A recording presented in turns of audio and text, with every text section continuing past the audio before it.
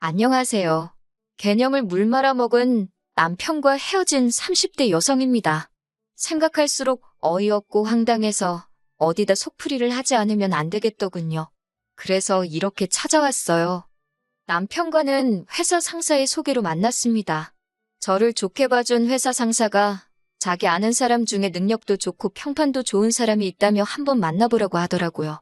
솔직히 사람을 사귀는 데 있어 자연스러운 만남을 추구하는 저로서는 불편하기 짝이 없는 자리였지만 다른 사람도 아니고 상사가 주선한 자리였으니 거절하기가 쉽지 않았네요.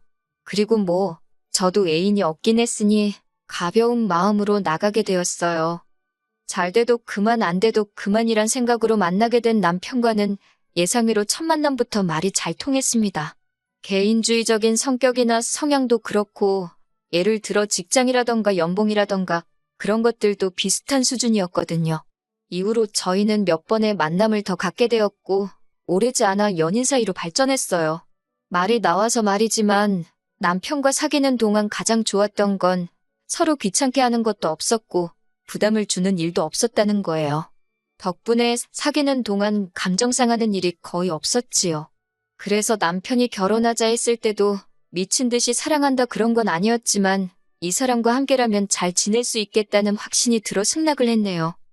결혼 준비를 하는 과정에 있어서도 남편과 저 두 사람의 성격답게 허례허식은 생략하고 대부분의 것들을 거의 반반 부담했습니다. 남편이 6천을, 제가 7천을 현금으로 가지고 있었고 양쪽 부모님이 5천만 원씩 보태주셨어요. 현찰만 놓고 보면은 제가 1,000만 원 덜해가긴 했지만 저는 산지 2년도 되지 않은 대출 없는 자차를 가지고 있었고요. 그리고 생활비의 경우 각자 얼마씩 부담해서 공동생활비를 마련하되 남은 건 서로 관여하지 않기로 했네요. 상황이 이렇다 보니 솔직히 시집살이가 있을 거라고는 상상치 못했습니다. 하지만 제 예상과는 달리 결혼식을 올리고 얼마 되지 않았을 무렵부터 어머님과 생각지도 못한 갈등을 겪게 되었어요. 사건의 시작은 제 직장이 재택근무 체제를 도입하면서였지요. 회사 내부 사정으로 저는 일주일 중 단 하루를 제외한 대부분의 시간을 집에서 일하게 되었습니다. 그리고 이 소식은 순식간에 어머님의 귀에도 들어갔더라고요. 문제는 어머님이 이 상황을 제가 일주일에 하루만 일하면 된다는 식으로 받아들이셨다는 거예요. 집에서 무슨 회사 일을 하느냐면서 어머님께서는 수시로 저에게 연락을 하기 시작하셨습니다. 처음에는 정말이지 어머님께서 급한 일이 있어 연락을 하시는 건가 싶어 전화벨이 울리기가 무섭게 받곤 했는데 정작 받아보면 하신다는 말씀이 날이 추우니 오늘은 남편 저녁으로 칼국수를 하라던가 내복을 입혀서 출근을 시키라던가 심지어 이불을 빨아라. 밖에 미세먼지가 많으니 집안 물걸레질을 해라. 진짜 어이없는 별 시덥지 않은 잔소리를 하시더라고요. 솔직히 어머님의 전화는 도가 지나치게 잦았고 의미가 없었습니다. 그리고 평소 제 성격이라면 좋다 싫다를 확실히 말했겠지만 막 시집온 며느리 입장으로는 어머님께 의견을 말하는 게 쉬운 일이 아니더라고요. 결국 저는 남편에게 당신도 사회생활을 하니까 잘알지 않냐며 도움을 요청했습니다. 당신도 알다시피 내가 집에서 일을 하는 그 시간은 회사에서 돈 받고 일하는 시간이다. 그렇기 때문에 그 시간 안에는 당신 밥상을 준비한다던가 집안일을 한다던가 그런 건 할 수가 없다고 어머님께 잘 이야기해달라고요. 그런데 남편이 보인 반응은 뜻밖이었습니다. 집에서 일을 어떻게 하는지 회사가 감시를 하는 것도 아닌데 짬짬이 할 수 있는 건 하면 좋지 않냐고요. 사실 저희는 집안일도 반반 부담을 하고 있었는데 남편 역시 제가 더 이상 출퇴근을 하지 않으니 제가 좀 더 할 수 있는 거 아니냐고 생각했던 모양이더군요. 황당하고 어이가 없어서 믿는 도끼에 발등 찍히는 게 이런 기분인가 싶대요. 도와주긴커녕 남편마저 헛소리를 해대니 저도 제 나름대로 방법을 찾을 수밖에 없었지요. 그래서 회사 일을 하는 동안에는 어머님께 걸려오는 전화는 그냥 무시해버렸습니다. 문자도 읽기만 하고 답장은 하지 않았어요. 그랬더니 어머님께서 남편에게 한 소리를 하셨던 모양입니다. 하루는 남편이 왜 어머님 연락을 안 받느냐고 길길이 날뛰길래 어차피 중요한 일이면 아들인 당신한테 하시면 되는 거 아니냐고 저도 지지 않고 따지고 들었어요. 그리고 이후로 남편이 어머님께 뭐라고 이야기를 했는진 몰라도 더 이상 어머님이 먼저 저에게 연락을 해오시는 일은 거의 없었지요. 한편 그 일이 있고 얼마 후 저는 충격적인 소식을 듣게 되었습니다. 사실 저희 어머니는 제가 대학생이던 시절 위암을 앓으신 적이 있어요. 다행히 늦지 않은 시점에 발견해 완치 판정을 받기까지는 오랜 시간이 걸리지 않았지만 그때 친정어머니뿐만 아니라 친정아버지와 그리고 저희 자매 모두 얼마나 속을 끓였는지 모릅니다. 그런데 언젠가부터 통화를 할 때면 매번 속이 안 좋아 약을 드셨다던가 머리가 아파서 하루 종일 아무것도 못하셨다는 말씀을 자주 하시더군요. 그럼에도 불구하고 병원에는 안 가겠다 고집을 피우시는 어머니를 설득 끝에 간신히 대학병원에 모시고 갔습니다. 회사에는 당연히 휴가를 냈고요. 그런데 어디서 들으셨는지 보나마나 남편이겠지만요. 어머님께서 저에게 모처럼 전화를 하셔서는 일하느라 바빠 죽는다고 시엠이 전화도 못 받는다면서 지네 엄마랑 병원 갈 시간은 있는가 보다고 한껏 빈정대시며 기분 나쁜 티를 내시더군요.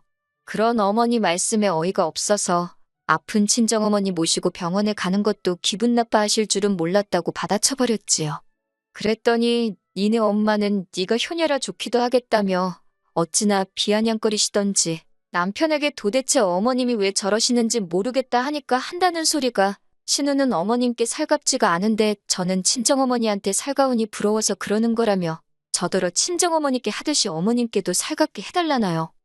아무튼 그렇게 친정어머니와 찾은 병원에선 충격적인 이야기를 듣게 되었습니다. 완치된 줄 알았던 암이 10여 년 만에 전이가 돼서 나타났다대요. 손발이 덜덜 떨리고 가슴이 벌렁거렸지만 최대한 이성을 붙들었어요. 곧이어 일단 가장 빠른 날짜로 수술을 잡으면서 병원에 입원 절차도 밟았고요. 그리고 불행 중 다행이라고 해야 할지 그나마 저는 바쁜 회사 일로 매년 다 쓰지 못하고 모아둔 휴가도 많이 있었고 그리고 회사 내에 간호휴직 제도도 있었습니다. 저는 회사에 바로 상황을 알려 이 모든 휴가를 쓰기로 일단 이야기를 해두곤 입원한 친정어머니를 간호하는데 온 신경을 쏟기 시작했네요. 그런데 어머님께선 이 상황을 굉장히 못마땅하게 여기시더군요. 제가 친정어머니한테 신경을 쏟느라 당신 아들인 남편을 챙기지 않는다는 게 마음에 안 드신다고요. 당신 아들이 호래비도 아닌데 혼자 밥 챙겨 먹고 옷 갈아입어가며 회사에 다녀야겠냐면서 저희 친정어머니 사정을 뻔히 아는 분이 거리낌 없이 그런 소리를 하시는데 어찌나 서운하던지요. 하지만 참다 못한 제가 결국 그 서운한 마음을 남편에게 토로하자 남편이 기껏 한다는 소리는 더 가관이었습니다. 제가 친정어머니를 챙기듯 어머님도 자기를 챙기는 것뿐이라나요? 그럴 것 같으면 어머님이 와서 아들인 당신 밥도 해주시고 빨래도 해주시면 되겠네. 그 소리가 정말 목구멍 끝까지 올라오대요. 말이 나와서 말이지만 어머님이고 남편이고 그저 제가 친정어머니 곁에 붙어있는 걸 못마땅해 할 뿐 한 번을 친정어머니 상태는 어떠시냐, 나아지고 있냐 물어보는 법이 없었습니다. 특히나 남편은 한 번 들여다볼 생각도 없는 눈치였고요. 어차피 결혼 초부터 효도는 셀프로 하자고 서로 얘기를 했던 터라서 남편에게 처음부터 바라는 바도 없었고 기대는 더더욱 없었지만 어찌나 무관심하던지 막말로 옆집 아줌마가 아파도 이것보단 관심을 보이겠네 싶더군요. 그래도 남편에게 따지고 들지 않았습니다. 내 친정어머니니 내가 잘 챙기자 그 생각만 했어요. 그렇게 친정어머니의 병간호를 시작한 지 한 2달쯤 지났을 무렵이었습니다. 어머님의 생신을 2주 앞둔 날이기도 했지요. 어머님께서 전화를 해오셨고 오늘은 무슨 잔소리를 하려고 하셨나 그런 생각을 하며 제가 전화를 받았습니다. 그랬더니 대뜸 하시는 말씀이 당신 생일은 어떻게 하기로 했냐입니다. 며느리들이고 첫 생일인데 당연히 제가 차리는 게 맞지 않냐면서요. 저도 모르게 새어나올 뻔한 한숨을 간신히 참고 어머님께 죄송하지만 올해 생일상은 못 차려드릴 것 같다고 솔직히 말씀드렸습니다. 아시다시피 친정어머니도 병원에 계시고 저도 이래저래 정신이 하나도 없다고요. 그랬더니 어머님께서 굉장히 못마땅한 목소리로 네 동생은 뭐하냐입니다. 자식이 너 하나만 있는 것도 아니지 않냐면서요. 솔직히 왜 어머님께 제 여동생 사정을 설명해야 하나 싶었지만 아무 말도 안 했다간 괜히 제 동생까지 욕을 먹겠다 싶어서 간단히 말씀드렸습니다. 동생도 저와 같이 병간호를 하고 있지만 동생은 애도 둘이나 있고 회사도 다니고 있으니 제가 더 많이 할 수밖에 없다고요. 그랬더니 어머님께서는 그러면 당신 생일날에 제 동생더러 병간호를 하라고 하고 저는 집에 와서 당신 생일상을 차리랍니다. 저는 그렇게는 어려울 것 같다고 안 된다고 했어요. 그랬더니 어머님께서 저더러 정말 마음에 드는 구석이 없다며 혀를 차시곤 전화를 끊어버리시대요. 그리고는 어머님 생신 바로 전날이었습니다. 하지만 그와 상관없이 아침부터 이어지는 이런저런 검사 때문에 저도 친정어머니도 정신이 하나도 없는 하루를 보내고 있었지요. 한참 만에 짬이나 핸드폰을 들여다보니 부재중 전화가 7통이 와 있었습니다. 모두 어머님으로부터요. 무슨 일이라도 있으신가 놀란 마음에 전화를 거니 어머님께서 다짜고짜 소리를 지르셨습니다. 진짜로 병원에만 처박혀 있을 거냐면서 잠깐 와서 당신 생일상 준비는 할 수 있는 거 아니냐고요. 그까짓 미역국이랑 반찬 몇 개 하는데 시간이 걸리면 얼마나 걸리냐고. 그래서 제가 어머님더러 지금 사돈이신 저희 친정어머니가 이렇게 병원에서 고생하고 계신데 꼭 저한테 생일상을 받으셔야 직성이 풀리시겠냐고 따졌어요. 그랬더니 니네 엄마가 죽을 날 받아놓은 것도 아닌데 저더러 유난이랍니다. 순간 그 소리를 들으니 화가 나는 게 아니라 정말 분노가 생기더라고요. 제가 유난은 제가 아니라 어머님이 유난이시라고. 어머님한텐 남편도 있고 신우도 있는데 왜 저한테 이러시냐고 적당히 좀 하시라고 소리를 지르곤 먼저 전화를 끊어버렸네요. 그리고 얼마 후 신우와 남편에게 번갈아가며 전화가 왔습니다. 신우가 먼저 한다는 말이 친정어머니 아픈 건 알겠지만 그래도 저는 친정어머니 딸이기만 한 게 아니라 한 집안의 며느리이기도 하지 않냐면서 며느리돌이도 해가면서 친정 챙기면 어디가 덧나냐고 그래요. 자기도 항상 시집을 먼저 챙기고 딸 노릇을 한다면서요. 그리고 남편이란 작자도 한다는 말이 그냥 잠깐 나와서 음식만 쫙 해놓고 가면 안 되냐고. 듣다 못한 제가 남편더러 그 음식만 쫙 하는 건 네가 하라고. 니네 엄마 생일이지 우리 엄마 생일이냐고. 너고 네 누나고 왜 나한테 난리냐고 소리를 질러버렸습니다. 우리 엄마가 아픈데 왜 니네 엄마 생일을 나한테 챙기라고 번갈아가면서 난리들이냐고? 악을 써버리니까? 그제서야 남편도 놀랐는지 허둥지둥 전화를 끊더군요. 그리고 한 달 뒤 친정어머니께선 퇴원을 하셨습니다. 당분간 추적검사를 해야 하지만 당장은 퇴원해도 좋다는 주치의의 결정에 따른 것이었지요. 마침 저도 슬슬 회사에 복귀를 해야 하는 시기였기에 여러 가지로 이제 다시 일이 잘 풀리려나 보다 싶대요. 그런데 생각지도 못한 일이 벌어졌습니다. 어머님이 길에서 미끄러져 요추가 골절되어 3개월 동안 입원 생활을 해야 한다는 진단을 받으셨거든요.